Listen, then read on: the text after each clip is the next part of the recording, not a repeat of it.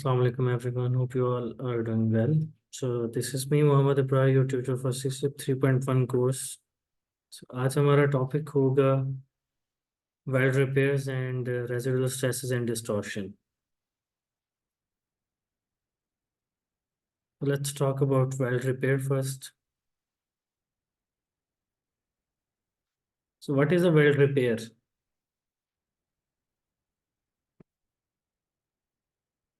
Weld repair is defined as if for example अगर welder एक weld कर रहा है तो उससे अगर वो टेक्निकली वो वेल्ड अच्छे तरीके से नहीं होगा तो Okay. हम उस वेल्ड को दोबारा करने को या उस वेल्ड में कुछ इंक्रीमेंट को वेल्ड रिपेयर करते हैं। Anything that was like defective. Defective अगर Okay. उसकी वेल्ड डिफेक्टिव होगी तो हम उसको दोबारा से उस वेल्डिंग को करेंगे, चेक करेंगे उसको, उसकी रेंज चेक करेंगे, ओके, बाय सम टेस्टिंग टेक्निक्स। उसके बाद डिसाइड करेंगे कि आया हम इसको रिपेयर कर सकते हैं या नहीं कर सकते। पहली चीज़ तो इस डिसीजन पे आती है।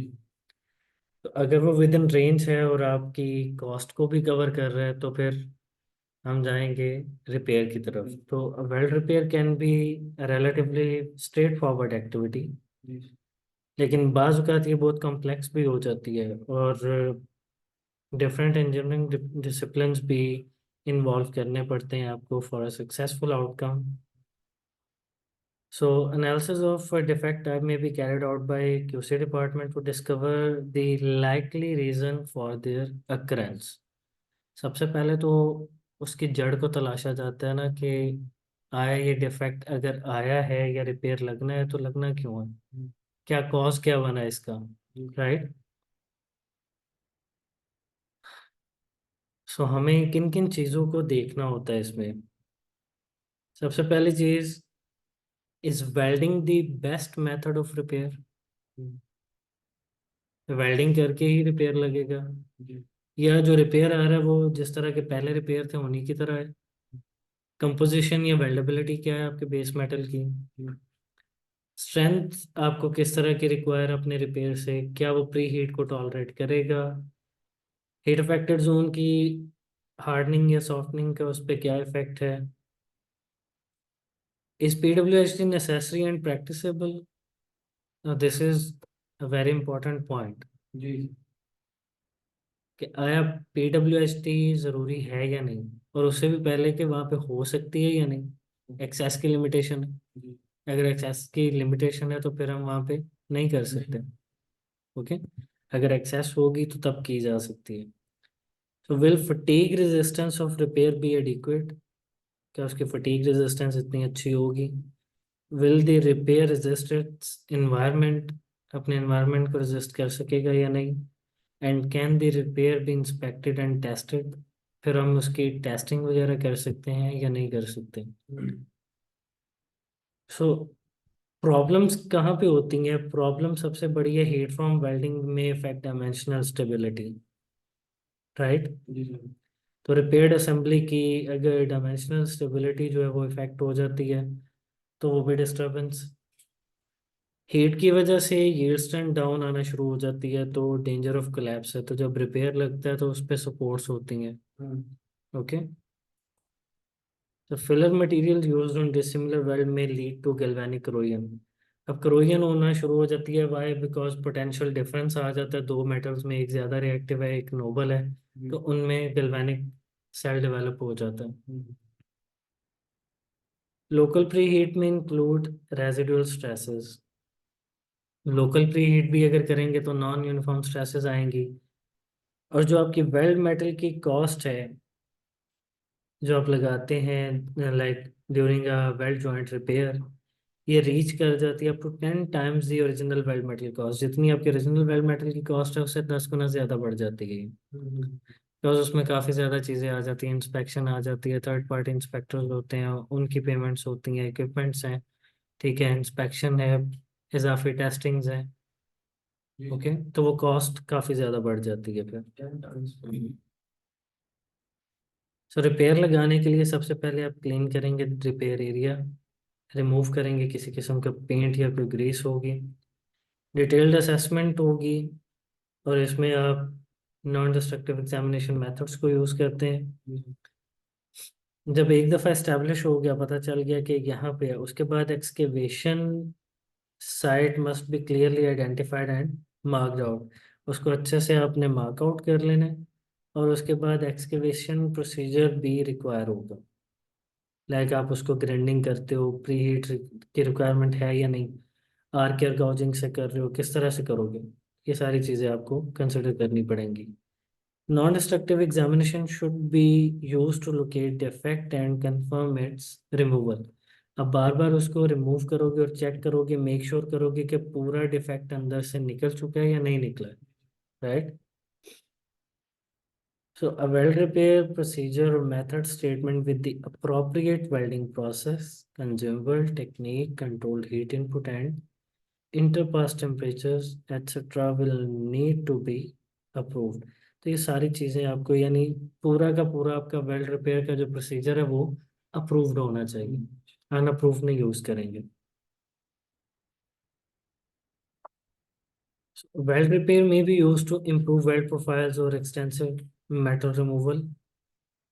Okay, repair to fabrication defects are generally easier than repair to service failures। तो दो तरह के हमारे पास रिपेयर्स आते हैं, कौन कौन से?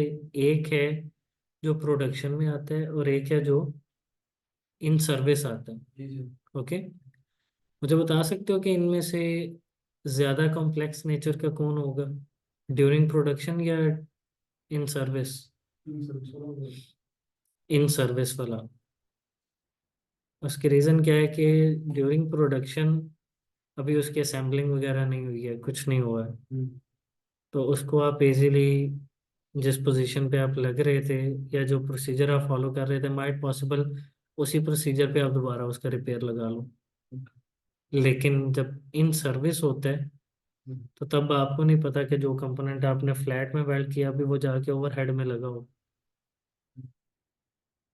अब आपको रिपेयर लगाना है तो उसके लिए आपको सारी चीज़ें भी चेंज करनी पड़ सकती हैं। मटेरियल तो वही है ना, वो तो हमारी मजबूरी है कि वही रखेंगे। अब उस पे वेल्डिंग प्रोसेस चेंज हो सकता है, कंज्यूमेबल चेंज हो सकते हैं, एम्पेरेज वोल्टेज ट्रैवल स्पीड चेंज हो सकती है, राइट। काफ़ी चीज़ें जॉइंट में चेंजिंग आ सकती है, इन चीज़ों को कंसिडर कर सकते हैं।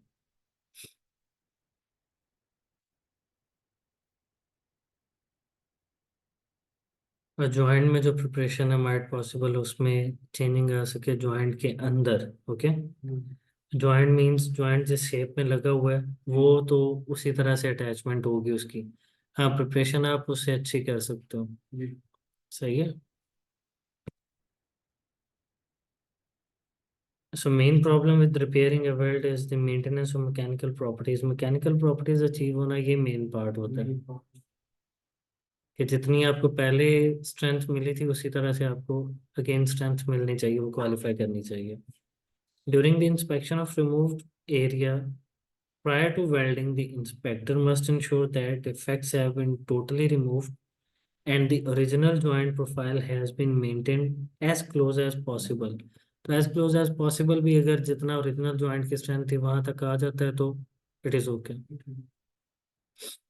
In the event of repair, it is required authorization and procedure for repair, right।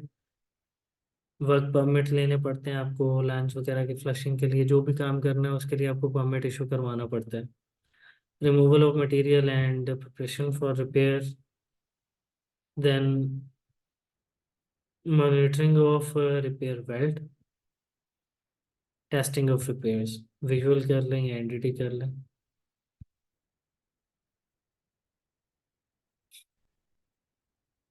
So metals को रिमूव करने का मेथड कौन कौन सा यूज हो सकता है? Grinding, chipping, machining, filing, oxy gas gouging, arc air gouging, ये यूज कर सकते हैं हम।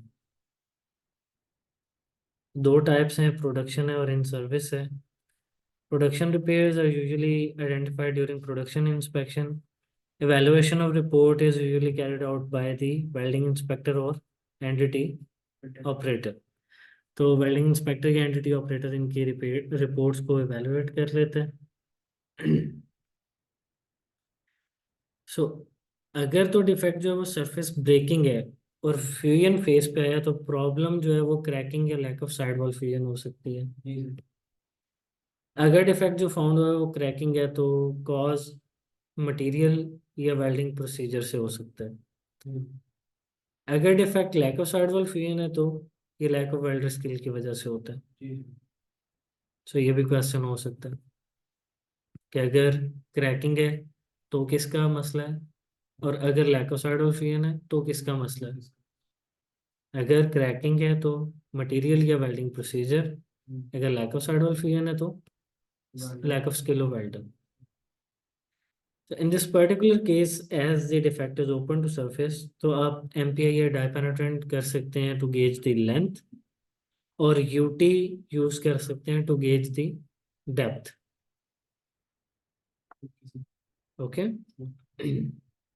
जो सर्विस में आने वाले रिपेयर्स हैं ये complex नेचर के होते हैं। Component is likely to be in a different welding position and condition than it was during production, right? जी। तो ये किसी एक टॉक्सिक या कोई कंबस्टिबल अगर फ्लूइड है या मटेरियल है उसके साथ कांटेक्ट में हो सकती है लाइन, तो हमें पहले उसकी प्रॉपर फ्लशिंग करनी पड़ेगी और उससे पहले परमिट इशू करवाना होता है हम्म, इसको फ्लशिंग करवाने के लिए भी, राइट। रिपेयर वेल्डिंग प्रोसीजर जो है वो ओरिजिनल प्रोडक्शन प्रोसीजर से टोटली डिफरेंट भी हो सकता है। हम्म, फिर हीट है जो, वो अगर कोई इलेक्ट्रिकल कंपोनेंट है तो उनको डैमेज कर सकती है। This may also include difficulty in carrying out any required pre or post welding heat treatment and a possible restriction of access to area to be repaired. Okay, तो मे भी possible restriction हो सकती है कि जहाँ पे रिपेयर लगना है वहाँ पे भी रिस्ट्रिक्शन आ रही हो और वहाँ पे आप हीट ट्रीटमेंट को अप्लाई ना कर सकें। ओके। कह रहा है कि लार्ज फैब्रिकेशंस के लिए it is likely that repair must also take place on site. क्या मतलब हुआ इसका?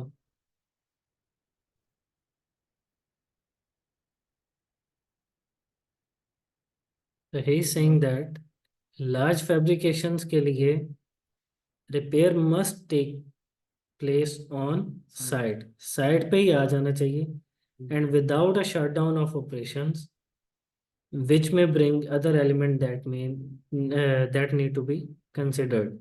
तो लार्ज फैब्रिकेशंस के लिए जब आप प्रोडक्शन में काम कर रहे हैं ना तो वहीं पे अगर रिपेयर आता है तो उसको वहीं पे वाइंड अप करें। हम्म, लाइक वो जब प्लांट रनिंग में आता है तो उसमें जाके नहीं आना चाहिए, सारी चीज़ें आप पहले से ही उसको कंसिडरेशन में लेके आए। जी। अभी नॉर्मली क्या चल रहा है, नॉर्मली मॉडर्न लाइंस में, मॉडर्न जो प्लांट्स बन रहे हैं उनमें डाइवर्जन लाइंस हैं। डाइवर्जन लाइंस इस तरह से हैं कि अगर फॉर एग्जांपल किसी जो आपकी लाइन है उसमें कहीं पे लीकेज की प्रॉब्लम आ जाती है, अब हम वहाँ से उसको बंद नहीं करेंगे क्योंकि प्लांट को अगर शट डाउन कर दिया ना तो एक दिन में अरबों खरबों का नुकसान होता है। तो इसलिए हम वो रिस्क नहीं ले सकते। तो इसीलिए डाइवर्जन चैनल्स हैं अभी, कि एक लाइन अगर ख़राब हो गई है ना, या लाइक उसमें कहीं पे कोई लीकेज की प्रॉब्लम आ रही है तो उसको क्लोज कर दिया, उसको रास्ता डाइवर्ट करके दूसरी लाइन से गुजार दिया। काम बंद नहीं करना। हम बंद नहीं कर सकते, प्लांट को शट डाउन नहीं कर सकते। उसका जो फाइनल साल बाद आना है शट डाउन, वो उसी पे उसकी रिपेयरिंग होगी, सारा कुछ होगा। सही है। सो कुछ फैक्टर्स हैं जिन्हें हमें कंसिडर करना होता है। Most important, is it financially worthwhile, क्या ये इस काबिल है। हम्म, इन स्ट्रक्चरल इंटेग्रिटी भी अचीव्ड अगर आइटम को रिपेयर करते हैं। Are there any alternatives to welding, अगर पॉसिबल है पार्ट रिप्लेस हो रहा है उसी प्राइस में तो आप पार्ट को रिप्लेस करवा लो, is it is more better. जी। डिफेक्ट कॉज किसने किया और क्या ये दोबारा आने की पॉसिबिलिटी है। How is defect to be remove, remove किस तरह करेंगे, कौन सा वेल्डिंग प्रोसेस यूज करेंगे, what and is required to ensure complete removal of the defect, right. वो हमने अभी देखा कि लेंथ वगैरह के लिए हम एमपीआई या डीपीआई कर लेते हैं, राइट। और डेप्थ वगैरह को गेज करने के लिए यूटी यूज कर लेते हैं। Will the welding procedure require approval और री approval? Yes, obviously it will require approval. What will be effect of welding distortion and what will be effect of welding on distortion and residual stresses? Obviously, we need to consider while taking a look at the joint design. Okay. Will heat treatment be required? What ND is required and how can acceptability of repair be demonstrated? कि अब repair accept होगा या reject होगा वो किस तरह से देखेंगे। Will approval of the repair be required, if yes how and by whom? तो अगर will approval of the repair be required, किससे अप्रूवल लेंगे और कौन इसको अप्रूव करेगा, राइट। So use of approved welders necessary, dressing the weld and final visual, entity process or technique prepared carried out to ensure that defect has been repaired successfully. Okay. Any post repair heat treatment is required or not. Final entity procedure or technique prepared and carried out after heat treatment requirements. heat treatment के बाद final entity आप देखेंगे। Applying protective treatments like उसकी painting वगैरह जो होगी वो require है तो वो करेंगे। Appropriate means suitable for all alloys that are being repaired and may not apply in specific situations. तो अगर अप्रोप्रिएट मीन्स उसको देख के लगाना है, ऐसा नहीं कि मैंडेटरी लगा दिया। देखेंगे, कंडीशन चेक करेंगे, अगर फिजिबल है तो यूज़ करेंगे, अगर नहीं है तो नहीं करेंगे। ओके।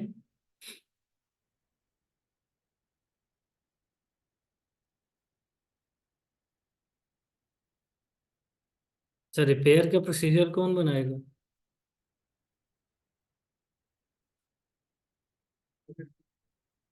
Again engineer. इंजीनियर काम प्रोसीजर जो है वो इंजीनियर नहीं बनाना है। अप्रूव कौन करेगा? वो सर करेगा थर्ड पार्टी इंस्पेक्टर होगा। Third party will be there to inspect that, और अपना इंस्पेक्टर भी होगा। राइट। और एग्जामिनिंग बॉडी तो दैट्स उनके इट। सब पे साइन होगी। दोबारा से जैसे हम डब्ल्यूपीएस क्रिएट करते हैं यस, इसी तरह से सारी लो आप बात देखिए। लाइक एक प्रोसीजर दोबारा से बन रहा है तो अगेन वही प्रोसेस, राइट। सो ये एक फ्लो चार्ट है जिसमें है डिसीजन ट्री है that has natural defect been determined. अगर नहीं पता चली तो नॉन डिस्ट्रक्टिव डिस्ट्रक्टिव टेस्टिंग करवा लो। अगर पता चल गई है तो देखें इज रिपेयर है डिसीजन। अगर नहीं है तो रिप्लेस कर दें पार्ट को। अगर है तो पहले देखें आपके बेस मेटल की वेल्डेबिलिटी क्या है, उसके हिसाब से welding process, filler material, welding standards choose करके इस्टेब्लिश करें वेल्ड रिपेयर प्रोसीजर।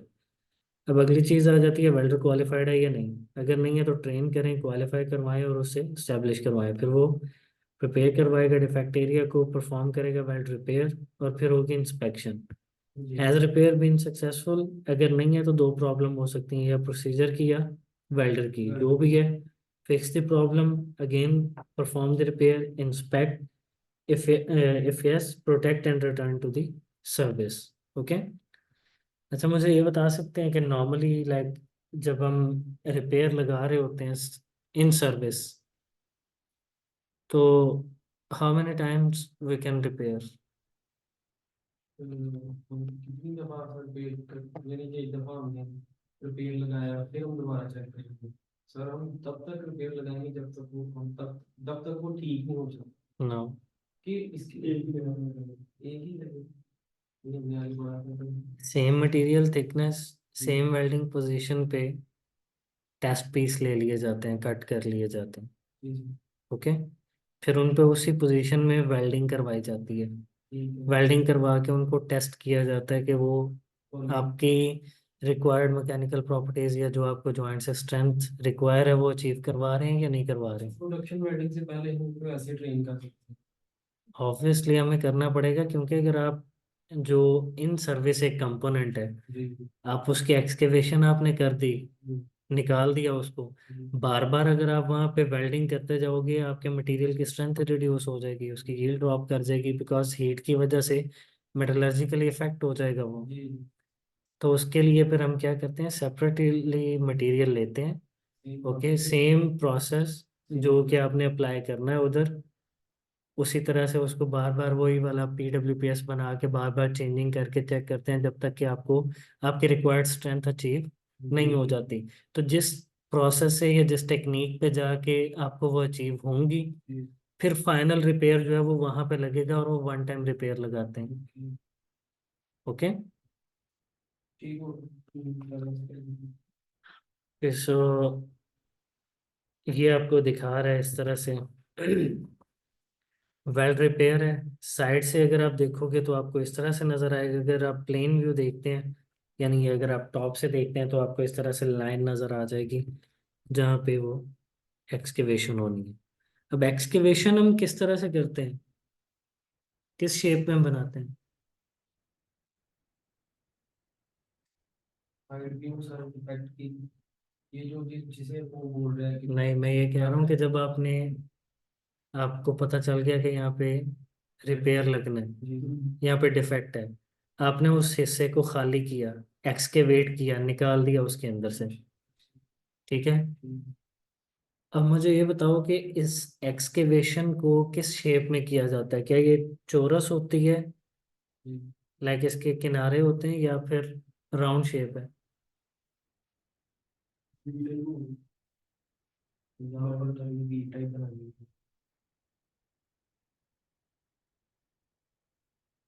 नॉर्मली ये बनती है बोट शेप। है। बोट, कश्ती होती है ना, जिस तरह नीचे से इस तरह ये चीज बनी हुई है, क्योंकि अगर आप उसको ये चीज बनाओगे ना, लाइक ये इस तरह से आप एक्सकेवेशन करते हो, तो वहां पे इलेक्ट्रोड की मैनिपुलेशन उन किनारों में नहीं होगी, वहां पे अगेन लैक ऑफ यूनियन की प्रॉब्लम आ सकती है। तो बोर्ड शेप उसको इस तरह इसलिए बनाया जाता है ताकि इलेक्ट्रोड इजीली हर जगह पे लग जाए, वहां पे पासेस लगाने में आसानी हो। Okay, so keep in mind कि हमेशा बोर्ड शेप बनाई जाती है, और किसी शेप में इसको एक्सकेवेट नहीं किया जाता। तो ओरिजिनल वेल्ड में कटिंग, प्रिपरेशन, टैकिंग इसकी कॉस्ट है, वेल्डर टाइम की कॉस्ट है, कंज्यूमेबल एंड गैस की कॉस्ट है, विजुअल इंस्पेक्शन की कॉस्ट एंडिटी ज़्यादा एक्सपेंसिव होती है, देन डॉक्यूमेंटेशन है। जबकि वेल्ड रिपेयर में आपको एनसीआर की cost, inspector identify the repair area उसकी cost, inspector mark out the area उसकी cost, welder remove defect cost, then inspector visual inspection, then entity, okay, inspector monitor weld repair उसकी cost, welder का time, consumable and gas, inspector की visual inspection, again entity की cost होगी, extra repair की documentation, और penalty जो उस पर एंटिटी आती है उसकी कॉस्ट। तो ये सारा करते करते अराउंड 10 टाइम्स चली जाती है of the original well metal cost, right. वो महंगा है sir. So any question in weld repair. Sir एक दफा ना वो जो था फैक्ट्री का इन सर्वर्स और प्रोडक्शन, इसमें वहीं से एक लाइन के साथ बता रहे हैं कि इन प्रोडक्शन में सर्विस। प्रोडक्शन, जब आप बना रहे होते हो ना किसी चीज को, प्लांट में अभी वेल्डिंग हो रही है, कंपोनेंट्स को जोड़ा जा रहा है, ठीक है, अभी वो है, अभी उसकी असेंबली नहीं हुई, भी फिटअप नहीं हुआ। फिटअप नहीं हुआ, यानी फिटअप इन सेंस वेल्डिंग हो गई है, लेकिन अभी जाके उसने जहाँ पे ऑथेंटिक प्लेस पे जिधर उसने जाके लगना है वहां पे नहीं उसको फिट किया गया है। वहां पे फिट करके जब उसमें फ्लूइड फ्लो कर जाएगा ना, अब वो इन सर्विस है। ठीक है जब सर। उसमें से कोई चीज, कोई मटेरियल पास नहीं कर रहा, अभी उसकी फैब्रिकेशन चल रही है, उसको हम बोलते हैं प्रोडक्शन। ओके, जी sir. Any other question. No sir, thank you. Okay, let's go to the next chapter, that is residual stresses and distortion.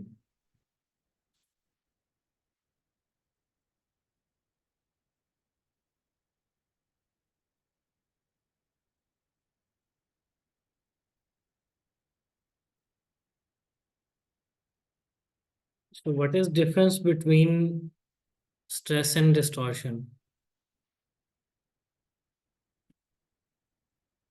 That's what makes it distortion.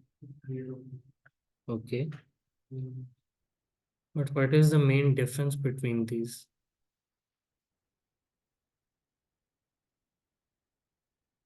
Stress जो अपनी सब इनिशियली होती है डिस्टॉर्शन करते हैं आपको उसके इंस्टेड होती है मतलब आपको वो दिस इज ट्रू कि स्ट्रेसेस की वजह से ही मटेरियल डिस्टॉर्ट करता है, lecture but at what level of stress? जब स्ट्रेसेस जो है वो आपके मटेरियल की यील्ड को क्रॉस कर जाती हैं, वहां पे जाके मटेरियल डिस्टॉर्ट करता है। अगर वो यील्ड को टच नहीं कर रही हैं तो वो रेजिडुअल स्ट्रेसेस ही कंसिडर होंगी, राइट? वहां पे हम ये नहीं कह सकते कि मटेरियल जो है वो डिस्टॉर्ट कर रहा है। Clear?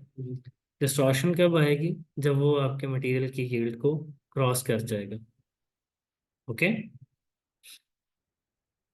So in case of a heated bar, resistance of the surrounding material to the expansion and contraction leads to formation of residual stresses। तो अनबैलेंस एक्सपेंशन और कॉन्ट्रैक्शन जो होती है उसकी वजह से मटेरियल के अंदर आ जाती हैं स्ट्रेसेस। जब इन स्ट्रेसेस का लेवल बहुत ज़्यादा बढ़ जाता है तो फिर लाइक वो यील्ड को क्रॉस करें तो वो डिस्टॉर्शन कॉज करती हैं। फिर स्टील्स, प्लेन कार्बन स्टील है, अलॉय स्टील्स हैं, इनमें स्ट्रेसेस किस तरह से आएंगी? ऑन हीटिंग, जब आप हीट करते हो तो मटेरियल एक्सपैंड करता है, right? It will go in expansion. जब कूलिंग होगी तो वो कॉन्ट्रैक्ट करेगा, ऐसे ही है।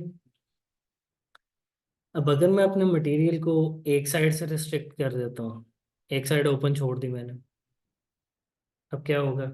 इस साइड से तो नहीं फैलाएगा, ओके, इस साइड पे फैलाव नहीं होगा, वो दूसरी साइड से फैलना शुरू हो जाएगा, राइट?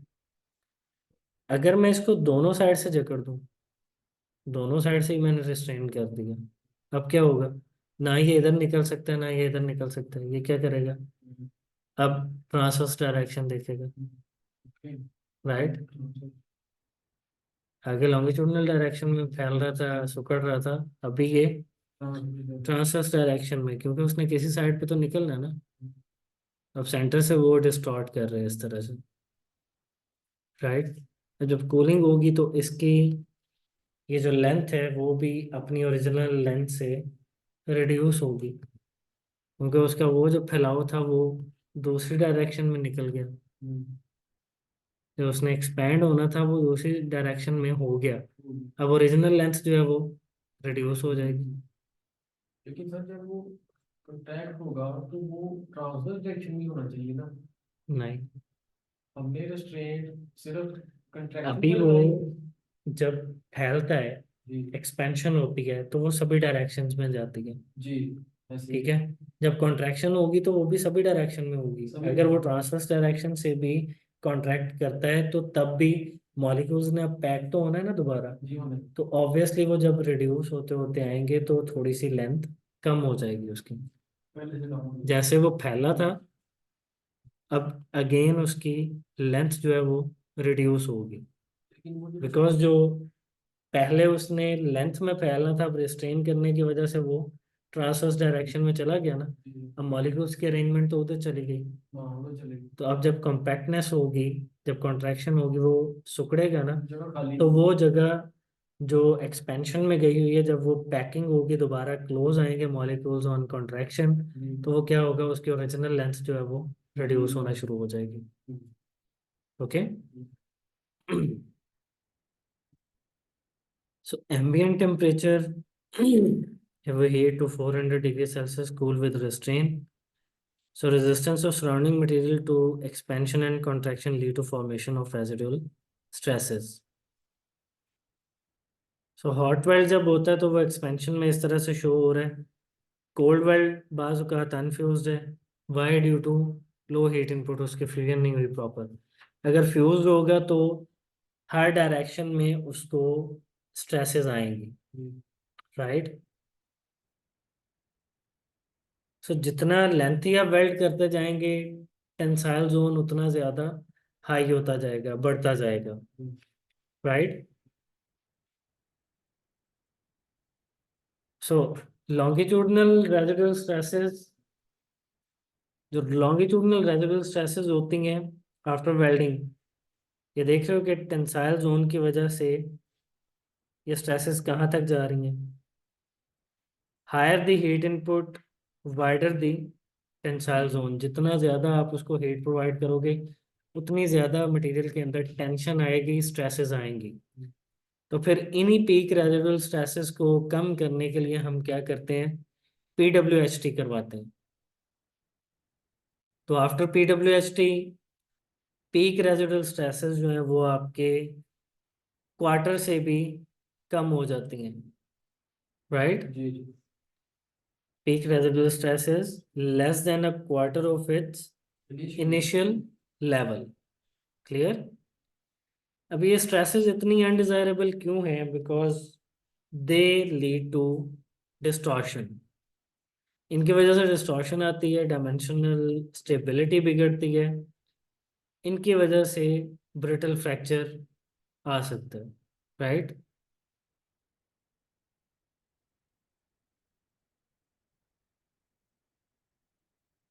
सो हॉट वेल्ड और हीट अफेक्टेड जोन है 400 mm पे, सेपरेट कूलिंग करते हैं तो ये रिड्यूस हो जाता है 5 mm तक।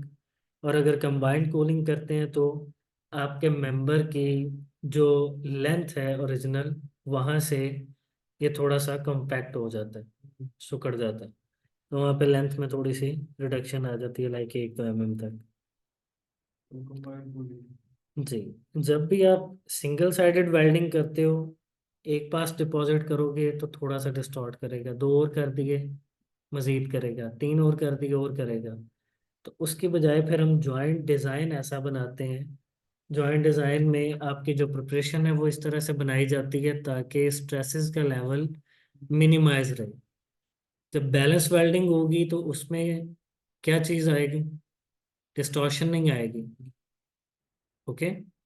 स्ट्रेसेस विल बी देयर, लेकिन एक रेंज पैटर्न में होंगी, वो आपके यील्ड को डिस्टर्ब नहीं करेंगे, so there will be no distortion.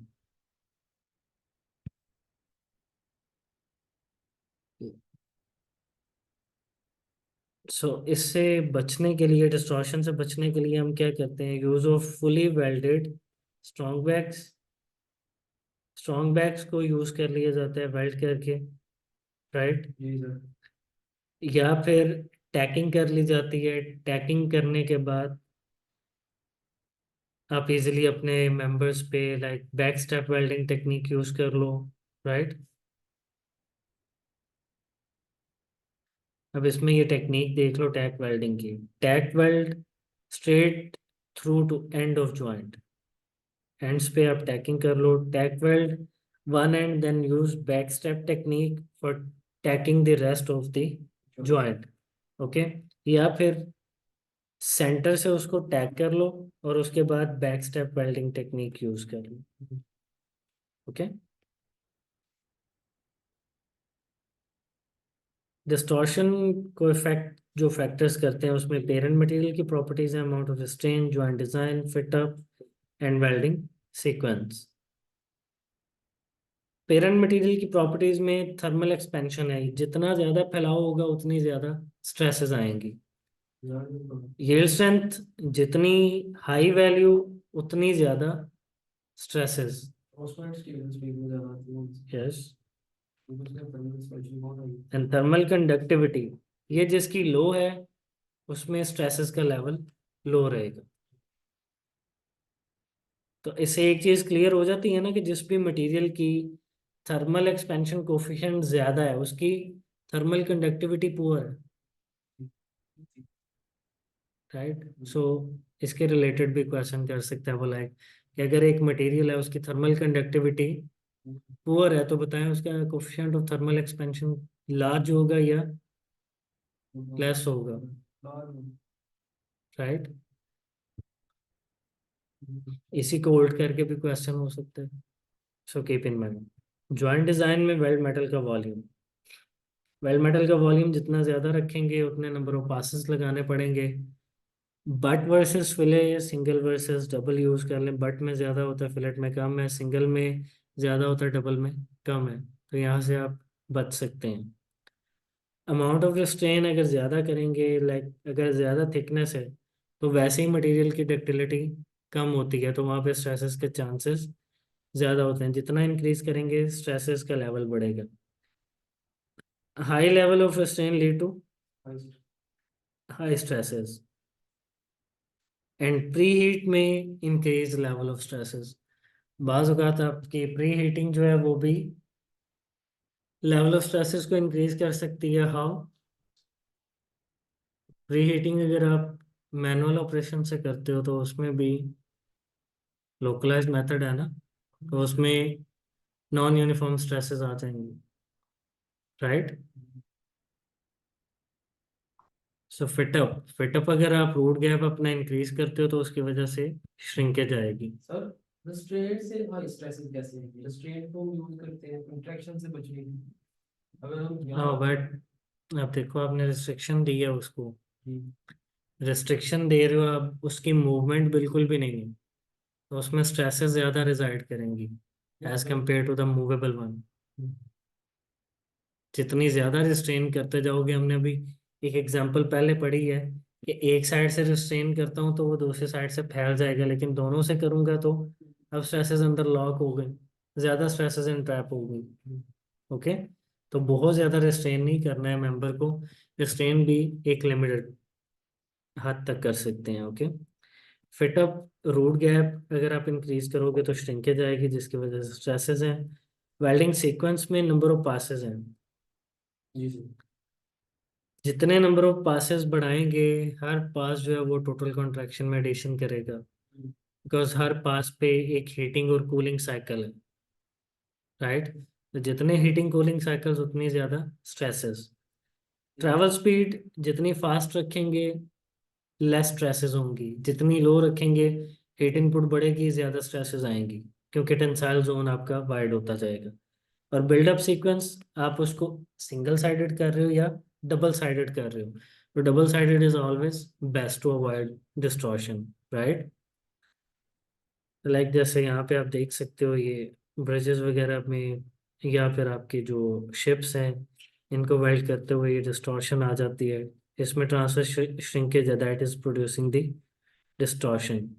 तो इसके लिए हम प्री सेटिंग भी कर लेते हैं, लाइक स्लोप का कॉन्सेप्ट यूज कर सकते हो आप। अब वेल्डिंग खत्म कर दें,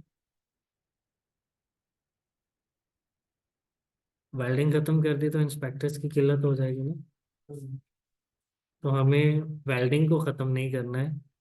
हाँ, जहाँ पे आपके पास, आपको पता है ना कि लाइक टी जॉइंट में, कॉर्नर जॉइंट में ज्यादा डिस्टॉर्शन आने के चांसेस होते हैं, जी जी तो फिर आप वहां पे क्या कर सकते हो, अगर ऑलरेडी फॉज पीसेस आपको अवेलेबल हैं तो आप उनको यूज कर सकते हो। रोल्ड या एक्सट्रूडेड सेक्शंस आपको अगर अवेलेबल है, ओके। यहाँ पे दूसरी चीज ये है कि आप उसको न्यूट्रल एक्सिस पे जाके वेल्ड करो। न्यूट्रल एक्सिस पे जाके वेल्ड करने का फायदा क्या होगा, यहाँ पे आके स्ट्रेसेस का इफेक्ट जो है वो ज्यादा नहीं होता, मटेरियल में डिस्टॉर्शन आने के चांसेस कम होते हैं। वेल्ड मेटल को रिड्यूस करो, डिस्टॉर्शन नहीं आएगी। बैक टू बैक असेंबली कर लो या फिर वेजेस यूज कर लो, जब वेल्ड हो जाएंगे उसके बाद आप इनको वेजेस को रिमूव करो तो ये एग्जैक्ट एक दूसरे के ऊपर इजी आ जाएंगे, इनमें डिस्टॉर्शन नहीं आएगी, right. Reduce number of weld runs required to make a weld. So angular distortion as a function of number of runs for a 10 mm leg length. Like यहाँ पे जितने नंबर ऑफ रन्स इंक्रीज होंगे उतनी ज़्यादा distortion आएगी। So distortion prevention by fabrication technique, इसमें control welding technique use करते हैं, by use balance welding about the neutral axis and keeping runs to a minimum, यानी मिनिमम नंबर ऑफ रन। आप बारी बीड यूज कर लो, large weld bead use करोगे तो जहाँ दो हो रही थी वहां पे एक हो जाएगी। नंबर ऑफ वेल्ड रन जब रिड्यूस हो जाएंगे तो हीटिंग कूलिंग साइकिल भी रिड्यूस होंगे, तो स्ट्रेसेस कम आएंगी। So ultimately there will be no distortion. Then back step welding technique use की जा सकती है, स्किप वेल्डिंग टेक्निक यूज की जा सकती है। Okay, so you stack weld identical component welded back to back, attachment to longitudinal stiffeners। जहाँ पे कोई चॉइस है, welding procedure process technique should aim to deposit weld metal as quickly as possible. तो वहाँ पे आप मैक को use कर सकते हो एज कम्पेयर टू एमएमए। तो लॉन्ग रन में कहता है कि कभी भी आप एक डायरेक्शन में वेल्ड को कंप्लीट नहीं करें। रीज़न क्या होगी, आप एक ही डायरेक्शन में चलते जाएंगे तो आपका टेंसाइल जोन वाइडर होता जाएगा, स्ट्रेसेस आएंगे ज़्यादा। तो ऐसे जगह पे फिर लॉन्ग रन पे वेल्डर रिपोजिशन होता है। वेल्डर को क्या करना पड़ता है, रिपोजिशन करना पड़ता है। तो वो बैक स्टेप या स्किप वेल्डिंग टेक्निक यूज करेगा। Okay, that's all about residual stresses and distortion. If you guys have any question you can ask me. Skip welding होती है कि लाइक आपने उसको पहले एंड से अटैक किया, सेंटर से कर दिया और स्टार्ट से कर दिया, देन आप रिपोजिशन हो गए, फिर आपने सेंटर से उसको वेल्ड कर दिया, फिर एंड से, फिर स्टार्ट से। इस तरह से यानी बार बार प्लेसेस को चेंज करके आप पूरा वेल्ड रन कंप्लीट कर लेते हो। Okay, yes, any question please. So that's all about today's topic.